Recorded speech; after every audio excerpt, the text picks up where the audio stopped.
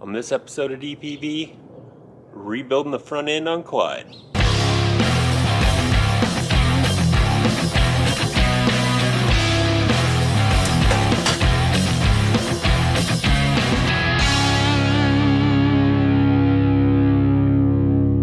Welcome to DPV. Today we are working on Clyde, and what we're going to do is tear down the front suspension in preparation to put all these new parts in. So got everything to rebuild the front end, with the exception of tie rod ends, because I did replace those a couple years ago, and I've only put 30,000 miles on the truck total since I've... Alright, I'm going to interrupt myself right there and say this has been a long, brutal job for me. So that means it's probably going to be a long video. So if you're looking for something specific, I will put timestamps in the description below for all the various parts of the process. All right, let's get back to wrenching. I bought it 6 years ago. So I didn't buy any tie rod ends, but I got everything else. So we got control arm bushings, we've got all the steering link stuff, we've got a new steering stabilizer, and we've got some new Bilstein shocks. So I think what I'm going to do is set up a time lapse for you guys on the driver's side while I kind of figure out the process, and then when we do the passenger side, I'll show you step by step what I did and what I've learned along the way. So let's get after it.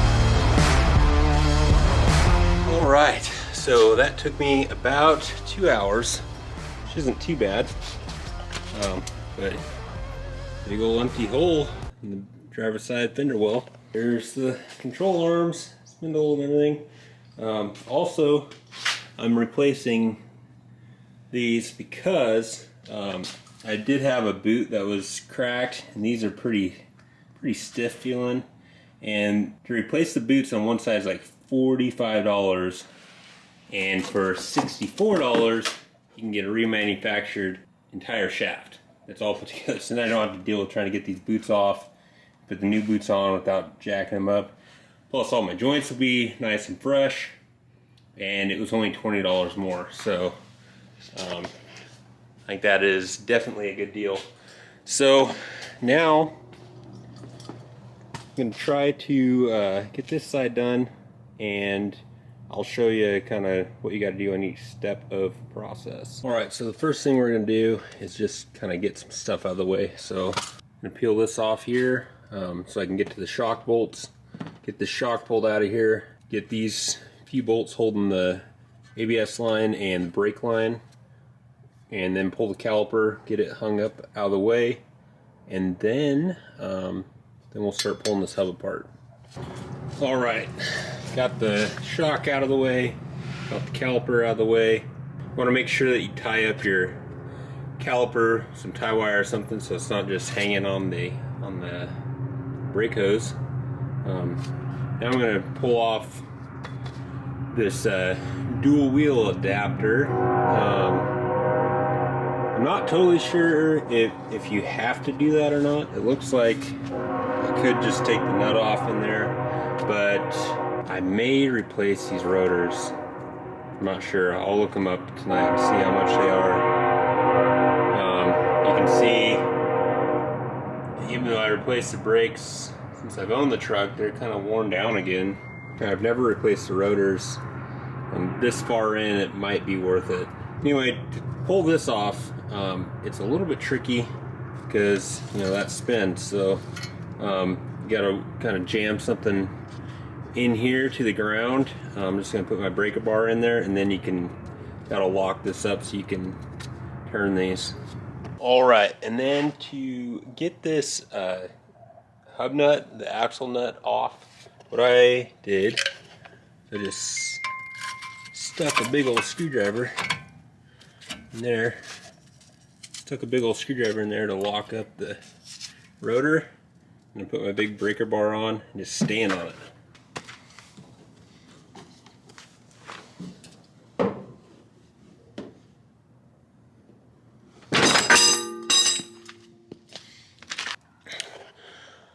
All right, and then there are four bolts on the back side of the hub here that hold the unit bearing.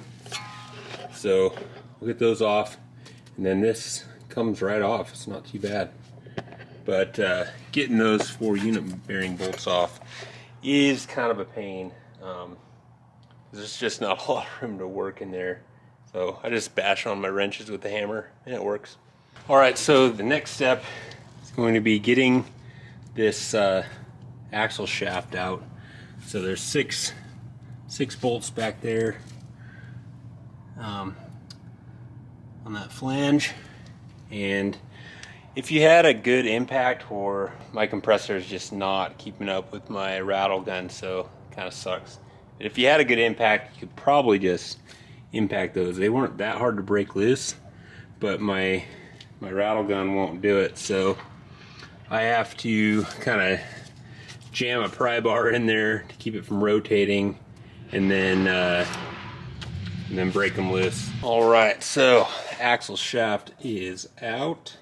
So now I've got all the control arm bolts, all the nuts taken off. Got the ball joint nuts off, holding some of the spring pressure with the jack. So now I'm just gonna bust this top ball joint loose, get this top control arm off, and then I just tapped the top of this spindle with the hammer. I also tap the ball joint stud up, and that'll help break it loose as well.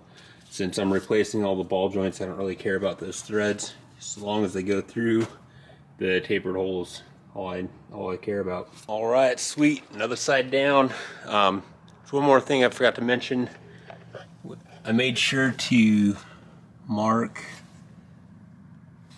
where these bolts, they have little cam adjusters for alignment.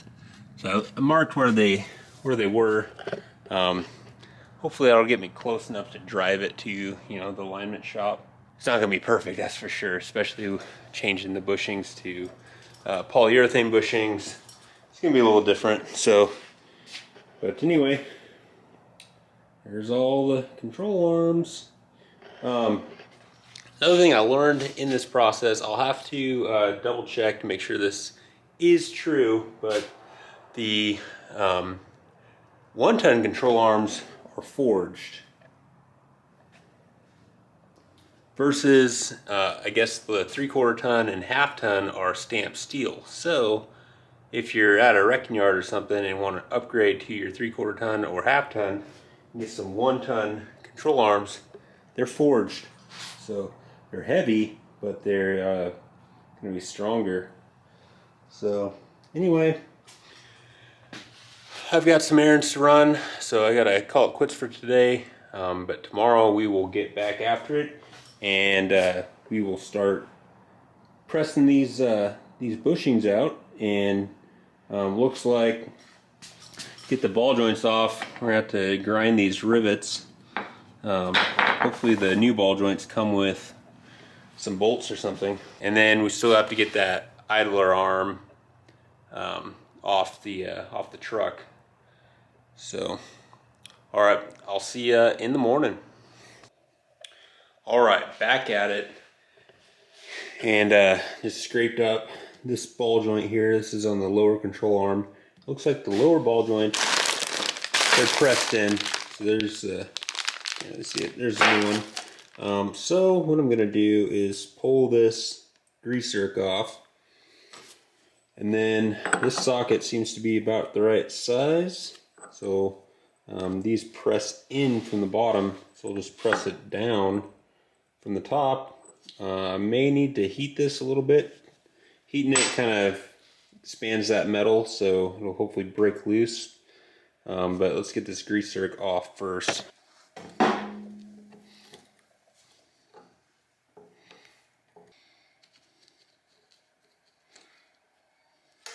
All right, I don't have a socket that's quite big enough to go over this, small enough to fit in there. So I'm just gonna try to push here, see what happens. I'm not really worried about if I break this or anything. So let's see what happens here.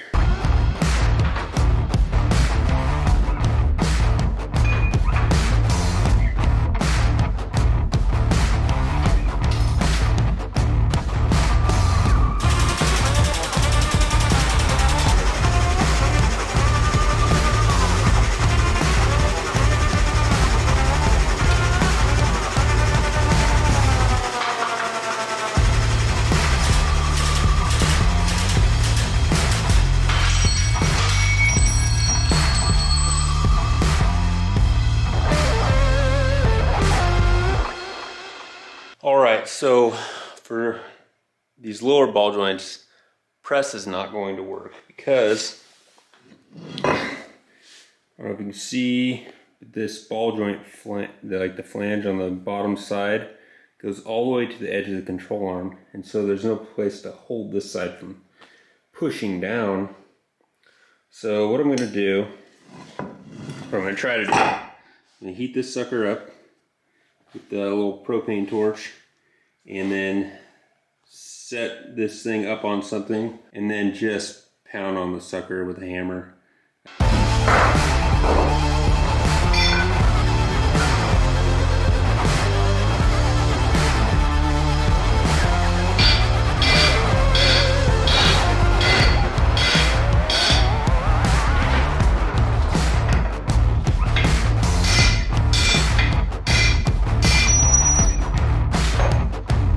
Sweet, that worked surprisingly well. So that didn't take much effort at all. All right, so now I just gotta get these guys out.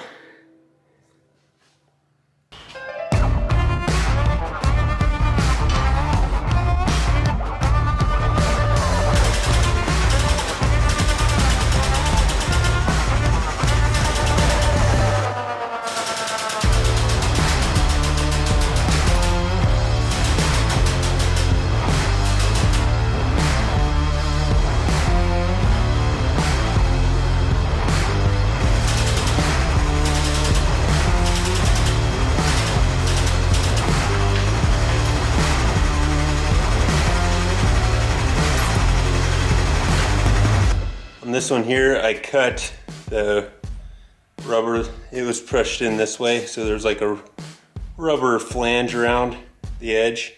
So I just cut that off so I can set it in the press a little safer.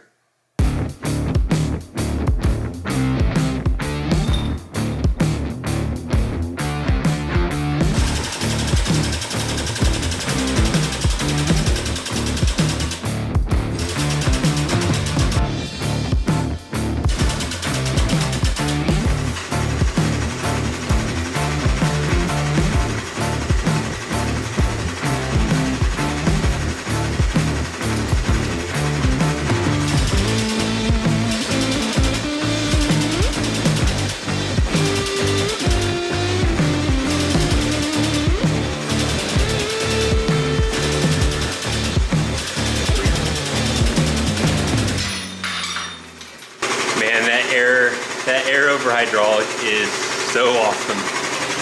Gosh, that makes it way easier.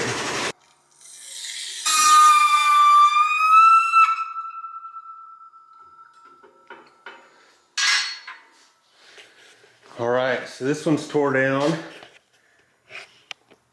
So let's get the other lower control arm tore down real quick.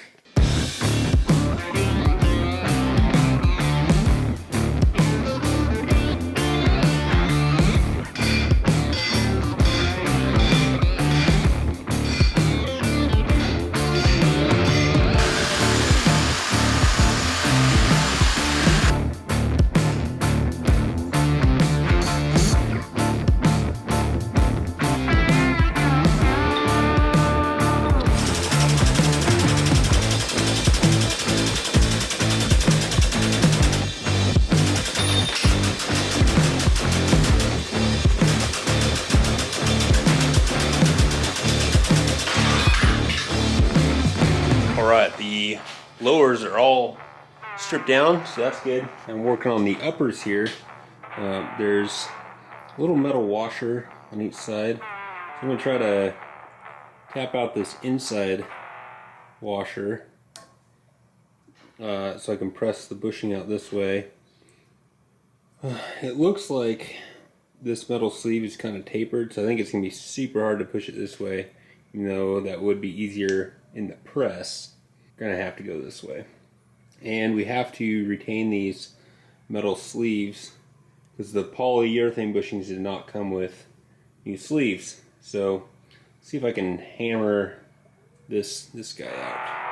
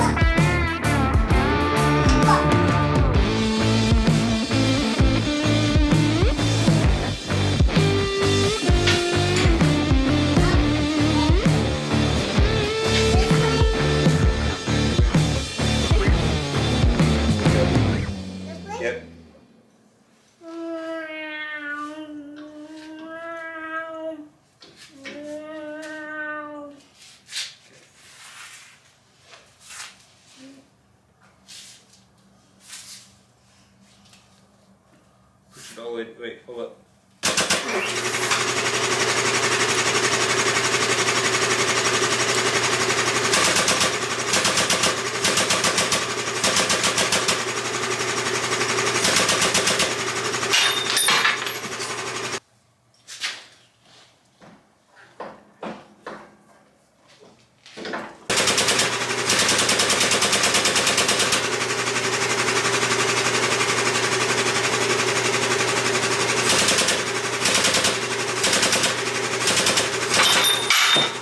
Alright, so as you can see, I'm having a little bit of an issue with my current setup here. I need to figure out a way to be able to use the press in any position under here, because right now with the bottle jack in the middle, you got to press right in the middle, otherwise it gets all cattywampus. So I need some way to make it so I can press over here and it all stays straight. So if you have any suggestions, I've got a couple ideas in my head that might work, but if you have experience with that, please leave a comment below, because I would love to get this thing where I could press anywhere. Because with that control arm, it's got to fit around here. It can't fit where the jack's at. So what I found works is I got to get it really good and started with the vise. So basically just kind of bury that socket about 3/4. I don't want to go too far because then it gets hard to pull these sockets off the rubber. But when I get it nice and started, then the press works okay. So I'm going to finish getting these last couple bushings out, and then we'll start tackling those upper ball joints, getting those removed. Alright, just had some lunch. Lunch is always good. So now we're going to get back after it and get these upper ball joints off. So they are riveted on, and the new ball joints come with bolts to replace the rivets, so that's nice. But we got to cut these rivets to get them off. I'm going to cut them on the ball joint side. That way, if my skinning wheel, or when my skinning wheel digs into the metal, it's the ball joint that I'm throwing away instead of, gouging the control arm. So let's get that hacked off.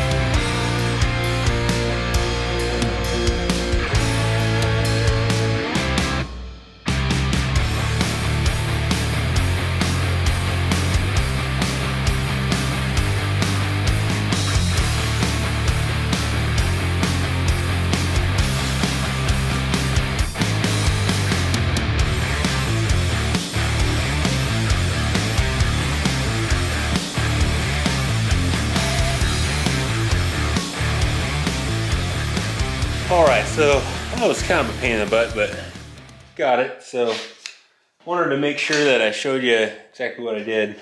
So basically just cut the little buttons of those rivets off with the grinder.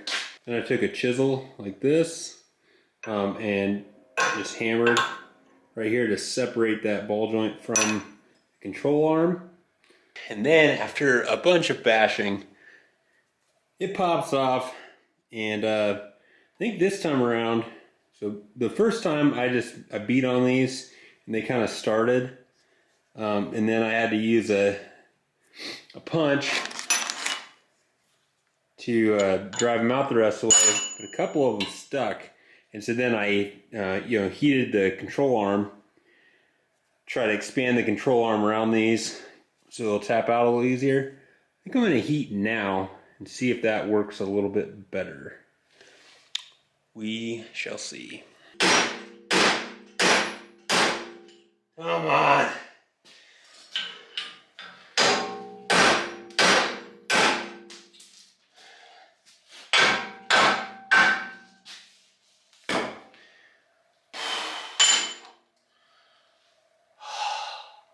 Yeah, that is not fun. We got her. Finally, we're to the point where we can start putting this thing back together. So, kind of running out of time for today. Hopefully I can get all the new bushings and ball joints put in the control arms. That way tomorrow morning I can just put the truck back together. So let's look at putting these bushings in. All right, so the polyurethane bushings, the lower control arms came with new sleeves, but the upper bushings did not. So I have to push out the old sleeves from the old bushings and then use these metal pieces on the side. So it's pretty easy though with the press, and I can do it right in the middle. So I've already got one out. We'll get these other three pushed out real quick.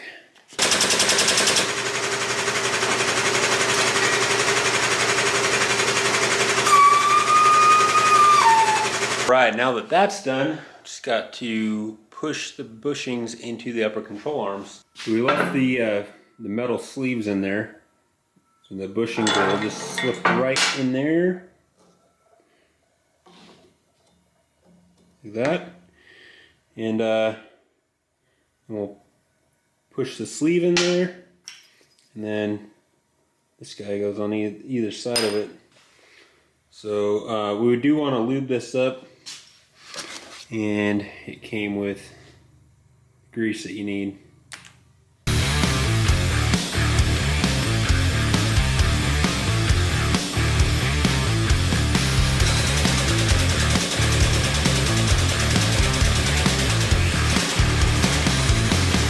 Oh, well, the good news is the new bushings go in much easier than the old bushings came out, so that's nice.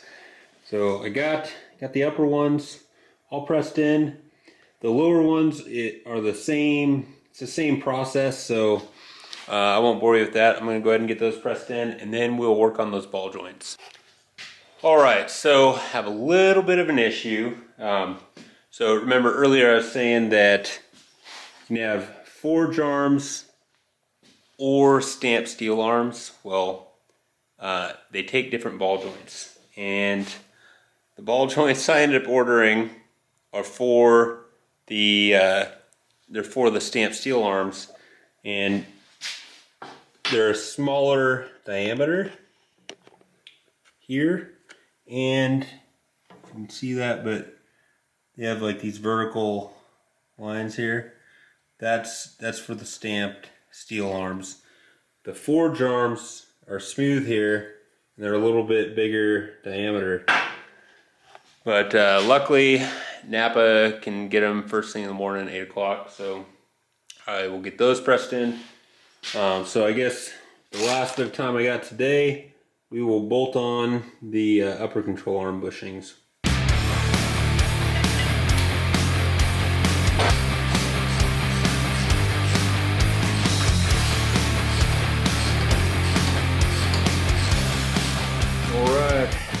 is the Moog Problem Solver.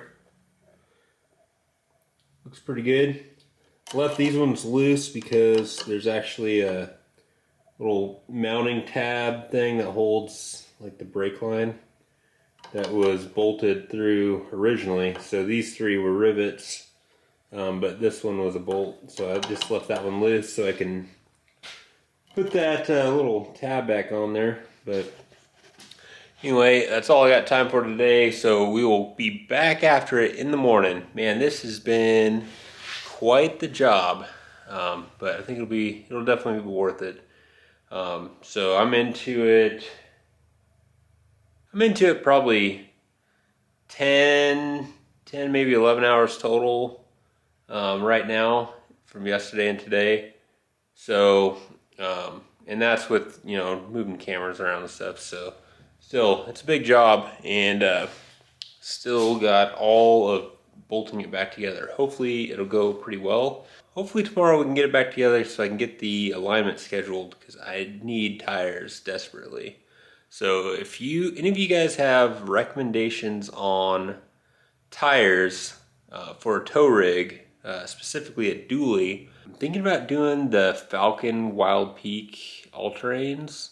4 Wheel Parts has a pretty good deal right now, but I don't know. I do take this truck in the mountains when we're towing the Jeep. When I use it to, you know, go to the landfill with construction waste, it can be pretty nasty out there. So I want something that, you know, can handle the off-road, but it is probably 98% on-road driving with this truck. So, and it definitely sees a fair bit of snow being inland Northwest. You need a good all-around tire that's gonna handle the weight, handle towing, not wear out too quickly, but be decent off-road.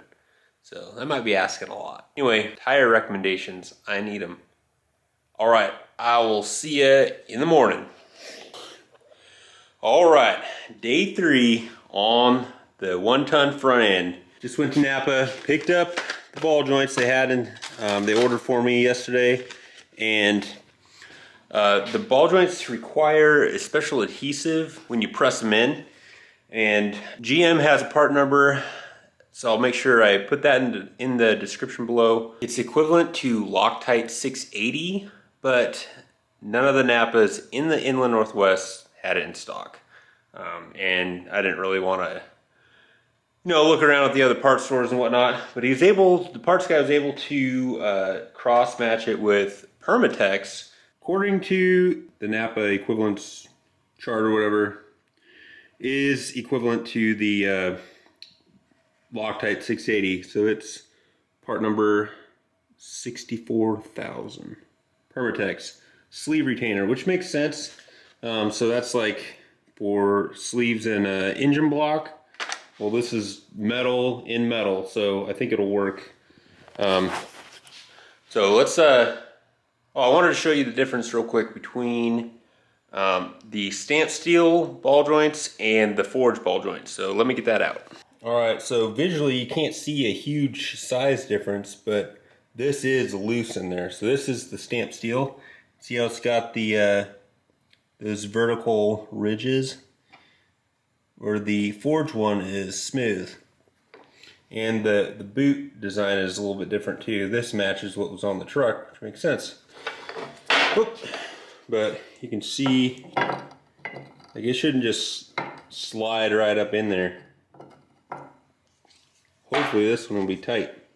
I have to pull that, see, that one doesn't just pop right in there, we'll have to press it. Hopefully this stuff kind of act like a lube when it's not set up. So now, I didn't get like a ball joint press or anything, so I need to figure out if I've got something that'll be big enough to go around this, hit that flange, see if my hub socket will do it. Not quite. Let's see if I've got some tubing that's big enough. All right, so went ahead and cut this, I don't know, it must be 2-inch pipe, so it's 2-inch inside diameter. and cut it 4 inches, and it fits on here just perfect. So anyway, you know, I don't wear gloves very often because I think you just lose a lot of dexterity with gloves, even the thin ones. There are times you should wear gloves. It hurts to burn through your skin with a flap disc, but I'll survive. All right, now, yeah, so that fits on there pretty stinking good, I think. So just use that and put her in the press. Try to figure out how to get her jammed in there. Probably try to clean that up in there a little bit. I'll run a wire brush in there. And then when you press these in, you want to make sure that grease zerk fitting is pointed towards this depression right here. Otherwise you're not going to be able to get a grease gun on there. I guess it's this way. So we'll have to pay attention to that when pressing these in. But I'm going to get set up over here on the press. Get these suckers pushed in. And then we'll be able to go hang outside in the snow and put this truck together. Alright, cleaned up a little bit, scraped out the rust ring, sprayed it with some brake clean. Good to go.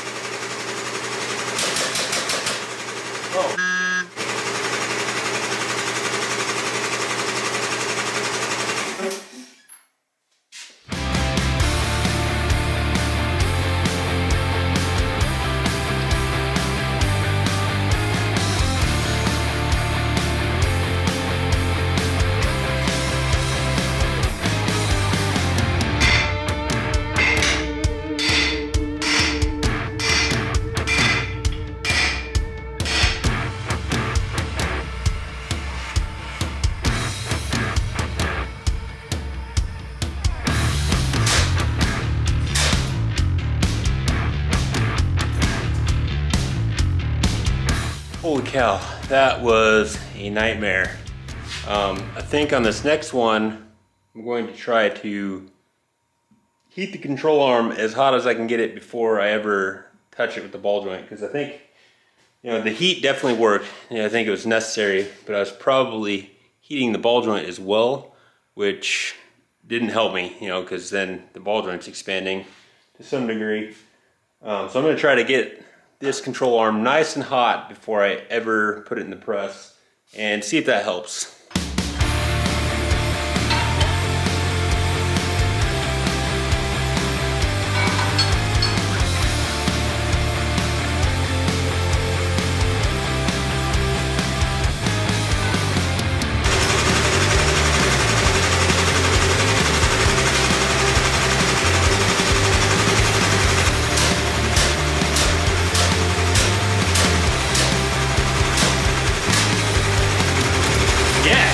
Yes!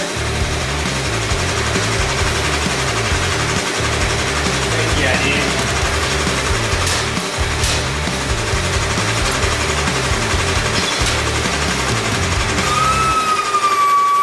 Alright, that worked so much better. Man, still struggling there. Definitely need to get a foot pedal for this thing. And now I need to replace this. This is pretty thin gauge stuff. It's just what I had laying around when I built this thing. But this needs to be heavier because you can see, squished it there. Yep, see where I had, a socket or whatever to press down. And yeah, this needs to be much, much heavier. And I need to figure out a way to make it go down straight if I'm gonna push off to one side. So, and I should probably replace these bolts. I just have these carriage bolts laying around, and they're probably only like grade 5.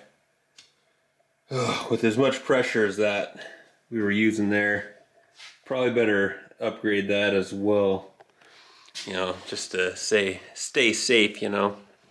All right, well, sun's kind of peeking through, and most of the snow we got from this morning, even though it's still kind of snowing now, is melted, so maybe it won't be so bad working out here. But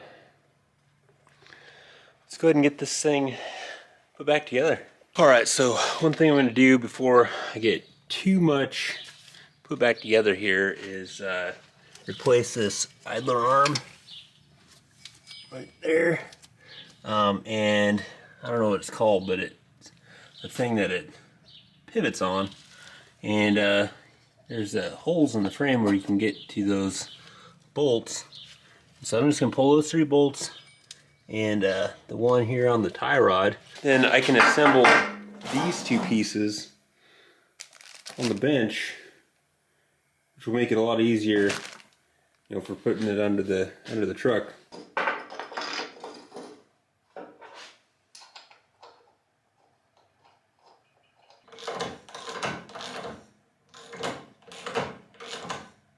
All right, got the old idler arm out. Wasn't too bad. Got the steering stabilizer out. So, steering stabilizer had 1 bolt right there, or 1 nut that was a castle nut, so you have to pull the cotter pin. And then on the driver's side, there's just a double shear bolt right there, 15 millimeter, pretty easy.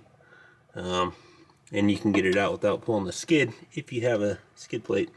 All right, I'm gonna go ahead and try to get that idler arm assembly in. All right. Oh, geez, it's snowing again. Come on. Anyway, got the new idler arm in there. I wanted to show you something real quick. The idler arm assembly. This plastic shield here, you can just loosen these bolts, take these 2 bolts out, and then you can access all those real easily.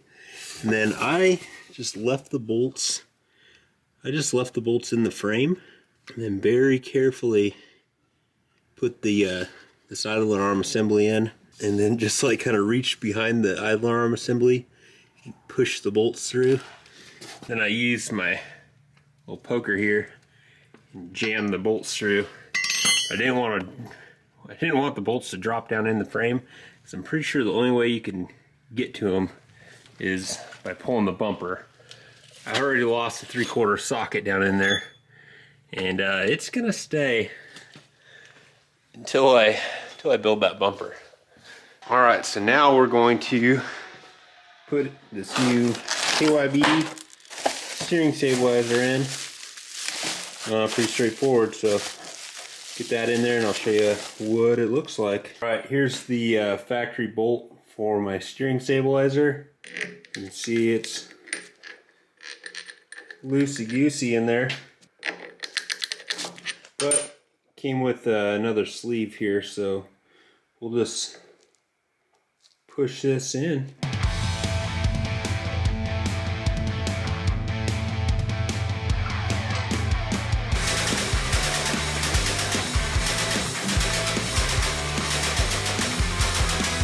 Alright, so I ended up pushing that bushing totally out and couldn't get the sleeve out. So I robbed a bushing out of an old Rancho that still looked like it was in good shape. So I'm going to press that in here, put the new sleeve in, should be good to go.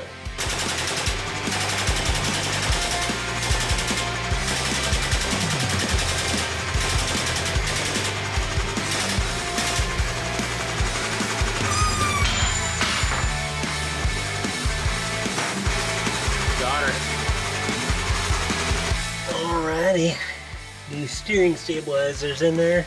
the rest of this should go together pretty good. So I'll set up the GoPro and show you if I have any hang-ups.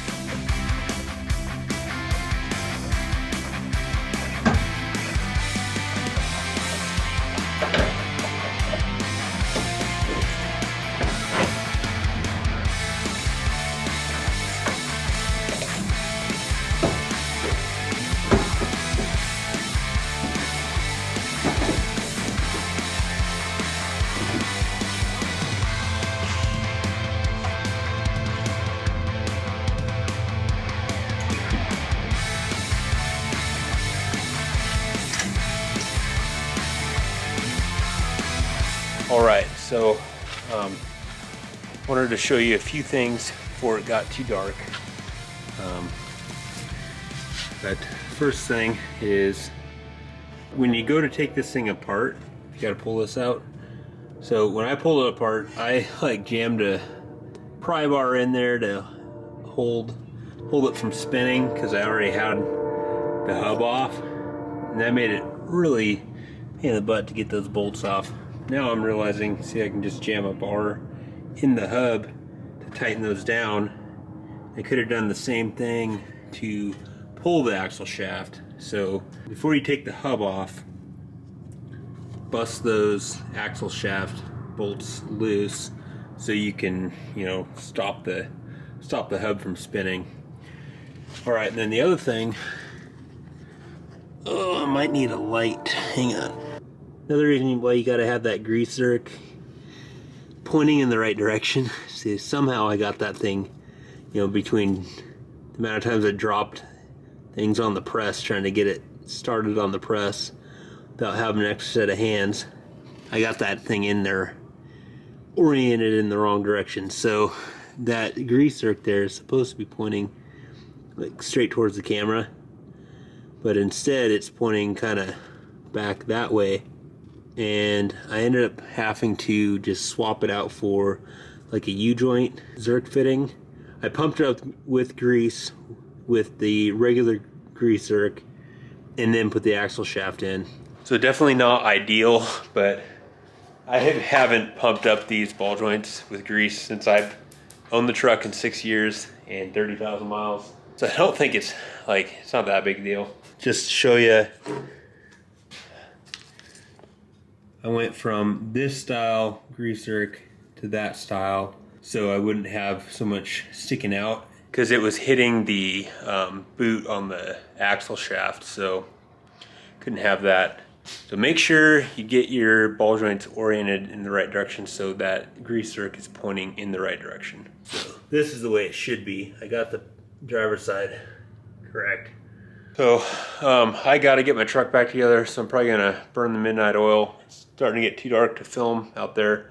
But in the morning, I'll show you what it looks like all buttoned up. I may have a little bit of wrenching to do in the morning. But yeah, I got to get this thing back together so I can get that alignment scheduled. All right, I didn't get as much done last night as I thought. I had a few things come up, so I had to quit early.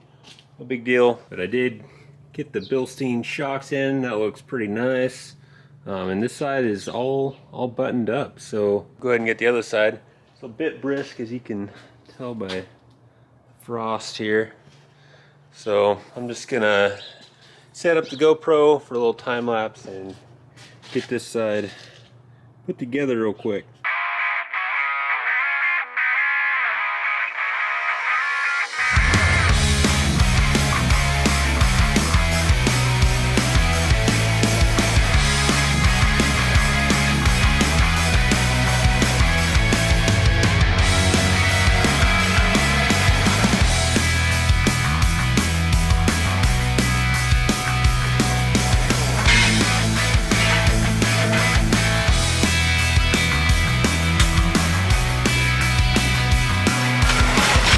Alright, sweet. We got her all buttoned up, ready for alignment shop. So now I just need to schedule that alignment and get some new tires to replace these ugly things.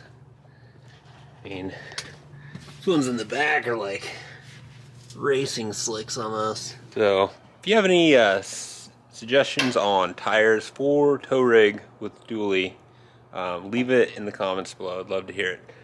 So anyway, if you want to support the channel, we've got merch on Teespring. Links are in the description below. You can also shop on Amazon via any of the links in the description below. You can become a Patreon, and best of all, just like, share, and subscribe these videos. So on future Clyde episodes, we'll be dealing with door handle issues, dealing with this tailgate.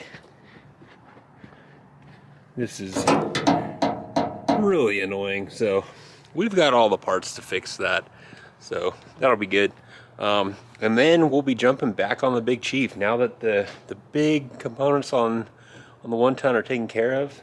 We can jump back on the AMC 360 build. So thank you so much for watching this video. Wheel it, wreck it, wrench it, repeat. We'll see you next time.